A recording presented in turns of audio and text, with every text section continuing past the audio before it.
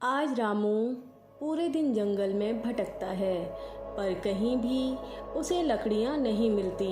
जब रामू निराश होकर घर की ओर लौट रहा होता है कि तभी अचानक उसकी नज़र एक अमरूद के पेड़ पर पड़ती है। अरे कितने स्वादिष्ट लग रहे हैं ये अमरूद। मैंने इतने बड़े अमरूद कभी नहीं देखे। इतना कहकर रामू अमरूद तोड़ लेता है और अमरूद खाकर देखता है। उसे अमरूद बहुत स्वादिष्ट लगते हैं तो रामू घर के लिए भी और अमरूद तोड़ लेता है। अमरूद लेकर रामू अपने घर पहुंचता है और अपने बच्चों को अमरूद खाने के लिए देता है। अरे पिताजी, ये अमरूद तो बहुत स्वादिष्ट है। मैंने ऐसे अमरूद कभी नहीं खाए। पिंकी सही कह रही है पिताजी, मैंने भी इतने स्वादिष्ट अमरूद कभी नहीं खाए। आप हमारे लिए अमरूद रोज लाया करो। हाँ, मैं रोज जंगल से आते वक्त अमरूद ले आया करूँगा। वैसे भी उस पेड़ पर बहुत अमरूद हैं। वो पेड़ अमरूदों से लदा हुआ है। लेकिन रामू को ये नहीं पता होता है कि ये कोई आम पेड़ नहीं है, ये एक डरावनी चुड़ैल का घर है। रामू के घर जाने के बाद वहाँ चुड़ैल आती है और बहुत गुस्सा होती है। मेरे पेड़ से अमरूद तोड़ने की किसकी हिम्मत हुई? जिसने भी ये किया है उसने बहुत बड़ी गलती कर दी। मैं उससे बदला जरूर लेकर रहूंगी। अगले दिन चुड़ैल छुपकर अमरूद चुराने वाले का इंतजार करने लगती है कि तभी वहाँ रामू आता है। अरे आज तो अमरूद बहुत ऊंचाई पर लगे हुए हैं। आज इन्हें मैं कैसे तोड़ूंगा? इतना सोचकर रामू निराश हो जाता है और फिर रामू एक डंडे से अमरूद तोड़ने की कोशिश करता है कि तभी चुड़ैल वहाँ आ जाती है और रामू से कहती है, अरे भाई रामू, मैं कुछ मदद कर दूं तुम्हारी अमरूद तोड़ने में? जंगल में अनजान आवाज से अपना नाम सुनकर रामू चौंक जाता है और पीछे मुड़कर देखता है। चुड़ैल को देखते ही रामू के होश उड़ जाते हैं। क्या हुआ रामू? भाई घबरा क्यों रहे हो? कहो तो मैं कुछ मदद कर दूं आपकी। अरे नहीं चुड़ैल जी, मैं बस यहाँ से जा ही रहा था।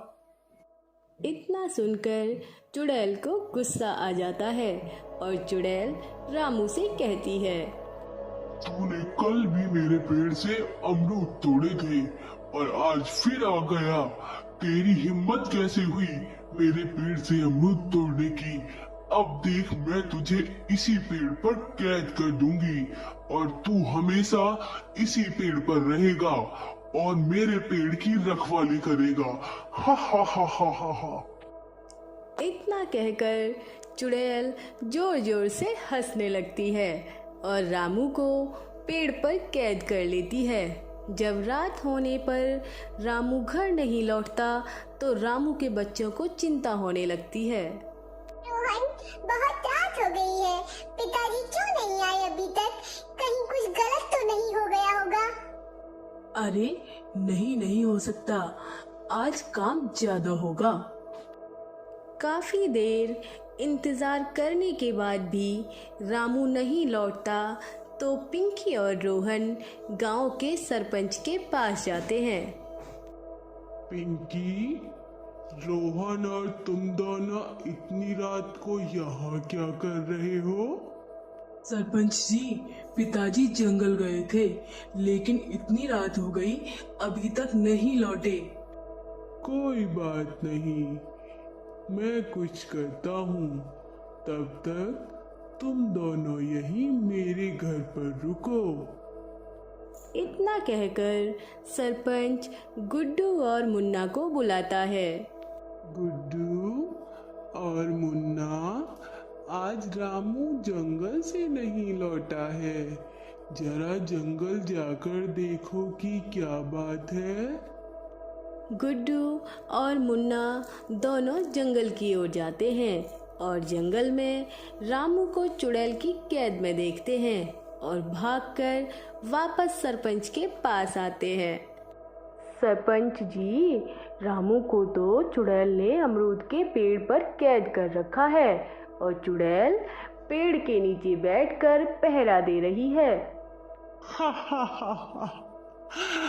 मुझे लगा ही था कि कुछ ऐसा ही हुआ होगा। चलो जंगल में उस अमरूद के पेड़ के पास चलते हैं। गुड्डू, मुन्ना और सरपंच उस पेड़ के पास पहुंच जाते हैं।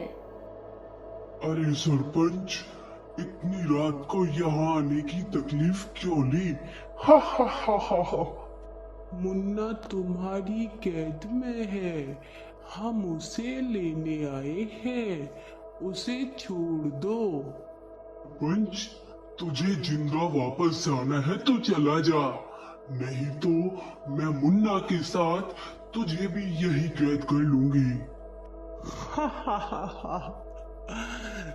तू मुझे कैद करेगी? शायद मैंने तेरा पहले जो हाल किया था तू वो भूल गई है।